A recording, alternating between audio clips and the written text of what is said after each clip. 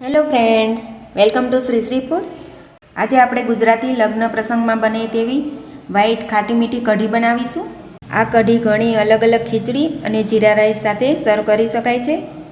તો જેમ કે જીરા રાઈસ સાથે, મસાલા ખીચડી સાથે, ભડકા ખીચડી સાથે અથવા તો વેજીટેબલ ખીચડી સાથે આ કઢી ખાઈ શકો છો.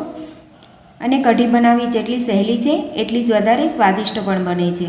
તો ચાલો વ્હાઈટ ખાટી મીઠી કઢી બનાવવાની શરૂઆત કરીએ. તો સૌથી પહેલાં છાશ લીધેલી છે, તેમાં બેસન ઉમેરીશું. તમે બેસન અથવા તો જે ચણાની દાળને દળાવીને ચણાનો લોટ બનાવીએ છીએ તે પણ તમે ઉમેરી શકો છો.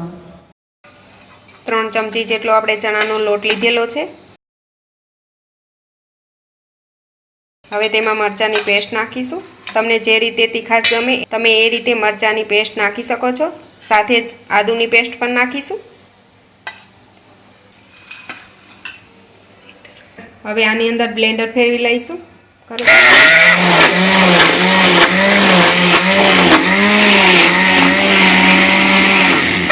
હવે કઢી બનાવવા માટે એક કઢાઈ લીધેલી છે, તેની અંદર તેલ નાખીશું.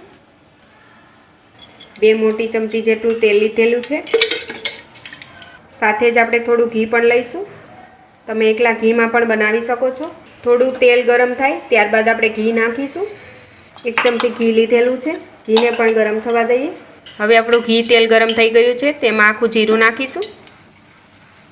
હવે આપણે ખડા મસાલા નાખીશું, જેમાં આપણે સૂકા લાલ મરચાં, તમાલપત્ર, મીઠો લીમડો, તજ લવિંગ અને બાદિયાનું ફૂલ નાખીશું. બધું સારી રીતે મિક્સ કરી લઈએ અને થોડી વાર માટે શેકાવા દઈએ.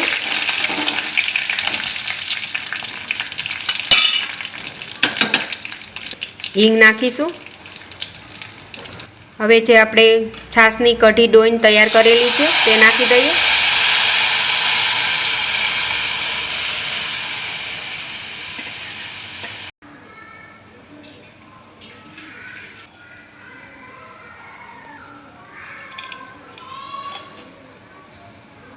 સ્વાદ પ્રમાણે મીઠું નાખીશું.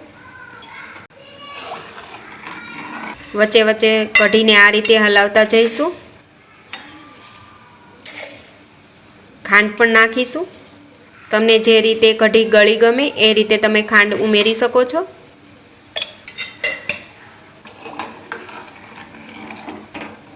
હવે કઢીને આપણે મિક્સ કરતા સારી રીતે ઉકાળી લઈશું. હવે તમે જોઈ શકશો આ રીતે કઢી સરસ ઉકળવા લાગી છે, ઉફાણો આવી ગયો છે.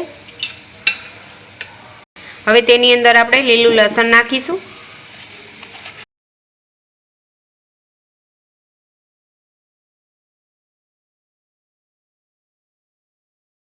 હવે આપણે આંબા હળદર નાખીશું. આ રીતે છીણી લઈએ.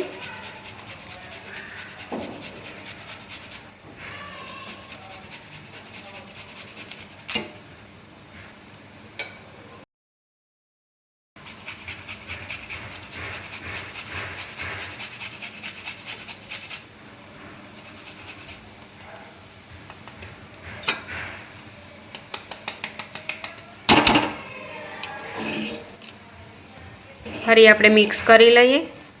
કઢીને આપણે આ રીતે 10 થી 12 મિનિટ માટે ઉકાળી લઈશું. હવે આપણી કઢી બનીને તૈયાર છે. ગેસ બંધ કરી દઈશું અને કઢીને નીચે ઉતારી સર્વ કરી લઈએ. વ્હાઈટ કઢીને ગરમા ગરમ સર્વ કરી દીધેલી છે. ઉપરથી ધાણા નાખીશું. આ કઢીને તમે ખીચડી સાથે, જીરા રાઈસ સાથે સર્વ કરી શકો છો. આ જ રીતે તમે રોટલી કે ભાખરી સાથે પણ ખાઈ શકો છો. તો તમે પણ આ રીતે કાઠિયાવાડી સ્ટાઇલથી વ્હાઈટ કઢી તમારા ઘરે એકવાર જરૂરથી ટ્રાય કરજો.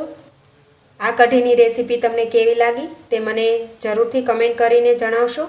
રેસીપી સારી લાગી હોય તો વિડીયોને લાઇક કરજો, તમારા ગ્રુપમાં વધુને વધુ શેર કરજો અને મારી આ ચેનલને સબસ્ક્રાઈબ જરૂરથી કરજો. તો ફરી મળીશું ફ્રેન્ડ્સ એક નવા વિડીયો સાથે. Thanks for watching.